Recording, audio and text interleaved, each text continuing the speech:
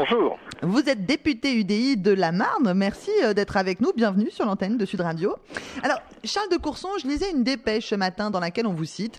Vous avez jugé cette proposition d'un impôt pour tous comme une idée, je prends vos mots, sympathique. Vous n'êtes pas convaincu, Charles de Courson ? Oui, c'est une idée sympathique en termes de citoyenneté, mais c'est une fausse bonne idée. C'est ce que j'ai expliqué cette nuit. Pourquoi ? Parce que faire payer dans l'amendement de notre collègue Amadi, ça correspondait pour des gens qui sont juste en dessous de l'entrée dans le barème à 1 euro par part. Oui, bon, c'était rien du tout. Et c'est un coût de gestion complètement disproportionné. C'est un peu d'ailleurs contradictoire, par parenthèse, avec la politique menée par l'actuel gouvernement de réduire le nombre d'assujettis à l'impôt sur le revenu, puisqu'on est tombé à 46%.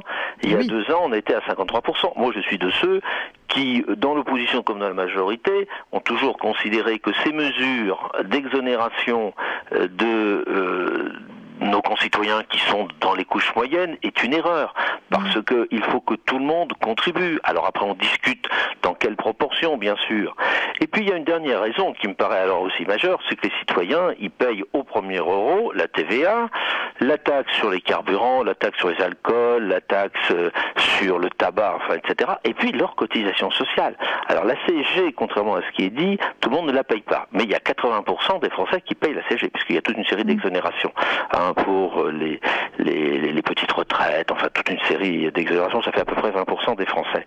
Donc vous voyez, la CSG, même la CSG, on ne paie pas au premier euro, tous les Français ne payent pas la CSG au premier euro. Donc tout ça pour dire que c'est une idée sympathique en termes de citoyenneté, que le gouvernement fait exactement l'inverse de ce que propose notre collègue Amadi, qui pourtant est dans la majorité, puisqu'on ne fait que réduire depuis 2 ans le nombre de foyers fiscaux imposables, et en plus, problème de coût de gestion, et on oublie de dire que les citoyens, ils payent l'essentiel des impôts, cotisations sociales au premier euro. Radi Amadi, vous êtes sympathique, vous avez une proposition sympathique. Mais Monsieur de Courson, les tout autant sympathiques. Nous avons passé quasiment 15 à 17 heures ensemble hier dans le cadre du débat de la commission des finances. Ça crée des liens. Mais voilà, ça crée des liens de sympathie. Pour autant, blague à part, l'argument de Monsieur de Courson sur les frais de gestion est un argument qui tombe, qui n'existe plus, parce que avec la volonté du gouvernement d'aller vers la télédéclaration général, le coût de gestion n'est plus celui qui était évoqué, c'est-à-dire que alors vous là, gériez... je vous arrête, Radi Amadi, parce que le coût de gestion de l'impôt, on nous fait le coup chaque année avec les déclarations par Internet, soi-disant ça doit faire baisser le coût, et on s'aperçoit que le nombre de personnes assujetties à collecter cet impôt, à vérifier les papiers, n'a toujours pas baissé. Ah si, on a une si. Aujourd'hui, on est entre la mensualisation, entre le tiers provisionnel, entre la télédéclaration, on embrasse 80% des contribuables. Donc, ce taux de télédéclarants avec un site impôt.gouv.fr qui marche très bien par ailleurs, qui est un vrai joyau de technologie, progresse. L'objectif, oui, mais ça ne fait pas réduire la facture, Radi Amadi, c'est-à-dire que... Mais bien sûr que si, ça réduit la facture. Le coût de gestion... Attendez. Radi Amadi, terminé. En effet, le coût de gestion n'est pas nul. Mais la télédéclaration ne va pas maintenir ce coût de gestion au-delà des 60 euros comme c'est le cas aujourd'hui. Et d'ailleurs, ce qui nous est dit aujourd'hui, c'est qu'on va, avec la télédéclaration, normalement tomber sous la barre des 20 euros. D'ailleurs, le calcul est facile à simple. Le surcoût de gestion papier est de 250 millions d'euros pour une vingtaine de millions de foyers. Donc vous faites une règle par 3 et vous avez le chiffre du coût de gestion sans pour autant s'en référer au couloir sombre et technique de Bercy. Donc, à partir de là, il y a cette question du frais de gestion. Ensuite, il faut qu'on ait le courage. C'est pas grave, il y a une majorité, moi je soutiens la majorité, Monsieur de Courson et moi-même, nous ne sommes pas de la même sensibilité politique, mais on peut quand même entendre un petit peu ce que nous disent nos concitoyennes et nos concitoyens. Allez leur dire, oui, la CSG, tout le monde la paye, la TVA, tout le monde la paye, mais la CSG, c'est pas... Mais ils ont un impôt clair et transparent, juste et connu, c'est l'impôt sur le revenu. Oui, tout le monde ne paye pas la CSG, il y a 80%, donc c'est beaucoup plus que l'impôt sur le revenu, c'est presque une proportion double, mais tout le monde ne la paye pas, il y a à peu près 20% des Français qui ne la payent pas. Donc, moi je maintiens ce que j'ai dit, c'est une idée sympathique en termes de citoyenneté, mais c'est une fausse bonne idée, pour ces problèmes de coût de gestion, le fait que ça fait croire que les Français ne payent pas au premier euro tous les impôts indirects, plus la CSG au moins pour 80% d'entre eux. Donc voilà, donc ça n'a pas beaucoup de sens. J'ajoute qu'il y a un petit détail technique, c'est qu'il y a un seuil de non-recouvrement qui est de l'ordre de 60-62 euros, je crois, qu'il faudrait modifier, mais à ce moment-là, il faut le modifier pour tous les impôts. Enfin, je veux dire, bon, il y a des tas de problèmes techniques derrière. Donc, c'est une fausse bonne idée, mais une idée néanmoins sympathique. Voilà. En tout cas, elle nous fait réfléchir. Et les auditeurs Sud Radio également, car on a David qui nous envoie un tweet en nous disant oui à l'impôt sur tous, Radia Madi, mais proportionnel et non progressive avec fusion IRPP, CSG, CRDS. Qu'est-ce que vous en pensez ? Ben moi, je pense que il est évident que le jour où on fait la fusion CSG impôt sur le revenu, tout le monde se retrouve assujetti à la contribution au bien commun. Et je la défends. Bon, aujourd'hui, elle n'est pas programmée. Elle n'est pas inscrite. Elle n'est pas avancée comme une mesure que nous allons faire avant 2017.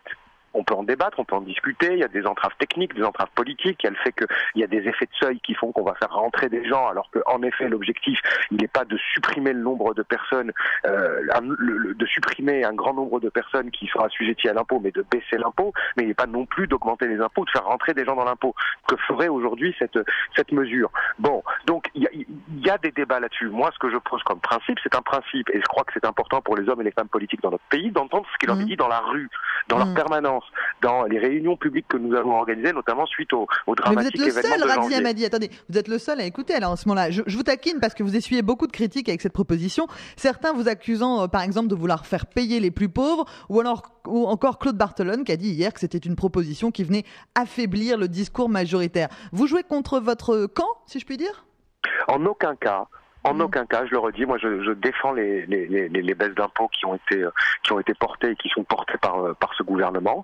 Maintenant, moi je pense qu'on traverse une crise civique dans ce pays, que les Françaises et les Français ont envie de faire nation, qu'ils sont accrochés corps et âme à un certain nombre de principes et de valeurs, et que quand on touche à ces principes et ces valeurs, ça a des conséquences dans la société, et que ça n'est pas neutre, et qu'aujourd'hui on soit à moins d'un foyer sur deux qui paie l'impôt sur le revenu, qui est l'impôt qui est plébiscité par les Françaises et les Français en termes de sens, eh bien, si les hommes et les femmes politiques sont pas capables de se poser des questions sur ça, eh bien, ou d'y répondre simplement par des arguments techniques, on peut comprendre aussi, quelque part, la désillusion qui, aujourd'hui, gagne du terrain.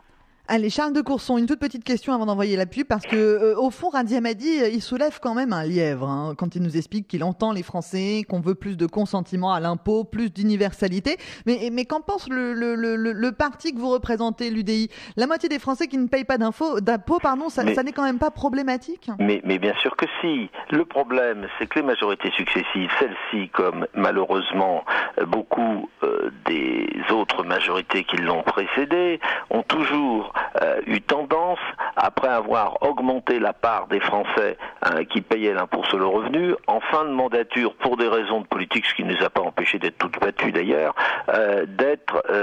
d'exonérer les 5, 6, 7% supplémentaires de Français. Et donc, on ne décolle pas.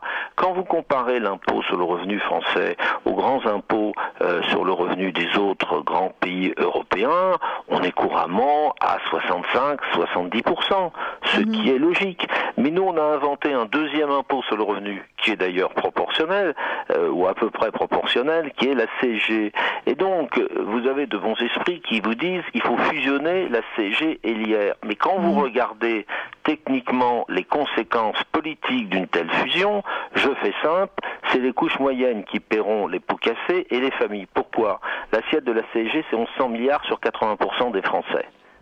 L'assiette de l'impôt sur le revenu, c'est 440 milliards sur 46% des Français. Si vous voulez faire un barème là-dessus, eh ben, vous ne sortirez pas de la problématique, que vous n'arriverez pas à limiter les transferts massifs, et que c'est essentiellement sur les couches moyennes que ça va porter. Pourquoi ? Parce que l'ensemble des impôts existants, IR, CSG et les impôts additionnels sur les très hauts revenus, on ne peut plus l'augmenter, puisqu'on a même dépassé des taux d'acceptabilité. Donc vous ne toucherez pas aux revenus. Et donc, c'est les bas revenus et surtout les couches moyennes qui paieront les pots cassés. Donc c'est pour ça que je dis qu'on peut avoir des idées très, vous voyez, si on recrée une république de zéro, de faire un impôt unique, bien sûr, mais on est les héritiers d'un passé, et donc cette idée n'est pas une bonne idée. Voilà. Radi Amadi, Charles de Courson, vous restez en notre compagnie. L'idée d'un impôt pour tous, qu'est-ce que vous en pensez? À vous la parole dans 2 minutes sur l'antenne de Sud Radio, 0826 300 300. À tout de suite. Sud Radio. Faut pas nous prendre pour des pigeons. Mélanie Lepoutre. Dans moins de 5 minutes, les infos, le temps pour nous de terminer cette émission sur un impôt pour tous, la proposition du député socialiste Radi Amadi qui nous fait la gentillesse de nous accompagner jusqu'à 13h sur notre antenne avec Charles de Courson, le député UDI de la Marne. Messieurs, c'est aux auditeurs de Sud Radio d'avoir la parole. Nous accueillons Pierre. Pierre, bonjour. Bonjour. Pierre qui nous appelle de Calian, petit village qui se situe dans le Var. Alors Pierre, l'idée d'un impôt pour tous, qu'est-ce que vous en pensez? Vous êtes séduit? Oui, moi je trouve que c'est plutôt une bonne chose. Je vous rappelle qu'en France on dit liberté, égalité, fraternité, et je trouve qu'aujourd'hui le mot égalité est un peu oublié. Donc il me semblerait normal que chacun paye des impôts. De manière on n'en paye pas assez à l'heure actuelle ou c'est mal réparti? Non, c'est mal réparti. C'est mal réparti. Il y a déjà trop de dépenses par rapport aux recettes, mais ça c'est un problème de gestion que la France connaît depuis des années. Et si n'importe quel ménage aujourd'hui ne dépense pas plus que ce qu'il a, parce que sinon il serait attrapé très vite. Les entreprises, c'est exactement la même chose. Moi j'ai plusieurs entreprises et c'est comme ça que ça doit se passer. Ni les banques ni la société nous permet d'être en déficit, sinon on dépose le bilan. Et aujourd'hui on marche sur la tête avec la gestion des gouvernements successifs. Donc aujourd'hui en effet il y a trop d'impôts, il y a une fiscalité qui est trop lourde en France, mais néanmoins il serait normal que chacun paye des impôts à proportion, encore une fois, en fonction de leur salaire. Il y a beaucoup de gens qui disent qu'ils payent trop d'impôts, ça les empêche pas de fumer un paquet de cigarettes par jour et de dépenser beaucoup d'argent pour pas grand-chose. Donc, je rappelle qu'avec un paquet de cigarettes, on paye de l'impôt, Pierre. Hein. Oui, on paye beaucoup d'impôts avec un paquet de cigarettes. Néanmoins, ce que je veux dire, c'est que les gens dépensent leur argent d'une manière ou d'une autre, et qu'il me semblerait normal, encore une fois, pour un principe d'égalité, que chacun paye de l'impôt à proportion. Encore une fois, en fonction de son revenu, c'est tout simplement. Merci cher Pierre pour votre témoignage sur l'antenne de Sud Radio. Tiens, je me tourne vers vous, monsieur de Courson, parce que vous entendez la critique de Pierre vis-à-vis des politiques. C'est eux qui ont détricoté en quelque sorte l'universalité du principe de l'impôt. Mais c'est tout à fait exact. On a un impôt sur le revenu à base étroite en termes d'assiette et dont 70% est payé par 10% des Français. Donc tous les gens qui ont un peu de bon sens voient bien que l'hyper-progressivité de l'impôt s'est traduit par des déductions fiscales, des avantages qui ont réduit encore un peu plus la base. Et je voudrais quand même rappeler qu'en 2006, on était à 57% de nos concitoyens qui payaient l'impôt. Eh ben, il faut aller tranquillement, si vous voulez, dans le sens d'une extension de ce nombre et non pas le réduire comme le gouvernement le fait. Alors, j'ai vu que notre collègue Amadi s'est fait critiquer par le président de l'Assemblée nationale qui a dit que son amendement allait exactement dans le sens inverse de la position du gouvernement. Et là, c'est vrai. Voyez, et je pense que ce sont des mesures démagogiques. Je ne critique pas particulièrement le gouvernement actuel pour avoir fait ça en fin de mandat, quand il s'est enfin rendu compte de l'exaspération de notre peuple à l'égard des hausses massives d'impôts, de cotisations sociales et des impôts de toute nature. Mais parce que, hélas, d'autres gouvernements de même qui n'ont pas la même sensibilité l'ont fait de même. Mais il faut aller tranquillement dans le sens de la reprise, de la hausse des gens qui rentrent dans l'impôt sur le revenu. Charles de Courson. 30 secondes, Radi Amadi, pour réagir également, et puis l'émission sera terminée. Très vite. Écoutez, bon, moi j'entends les arguments de Charles de Courson, mais c'est vrai que lui-même dit, voilà, c'est pas normal aujourd'hui qu'on soit à cette proportion de foyers qui paient l'impôt sur le revenu. En même temps, il ne propose rien. Voilà, j'ai posé une proposition, elle est là, elle est sur la table. Elle n'est pas opportuniste, mais elle est en opportunité, puisqu'à partir du moment où on dématérialise l'impôt, l'argument technique des coûts de gestion tombe. Moi, je pense qu'il faut faire confiance à nos citoyennes et nos citoyens qui, je vous le rappelle, sondage après sondage, sont majoritairement pour un impôt plus juste, un impôt sur le revenu payé par le plus grand nombre. Donc c'est ça, moi, que je défends. Merci à tous les deux d'avoir été nos invités pour cette émission. Très bonne journée à l'écoute de Sud Radio.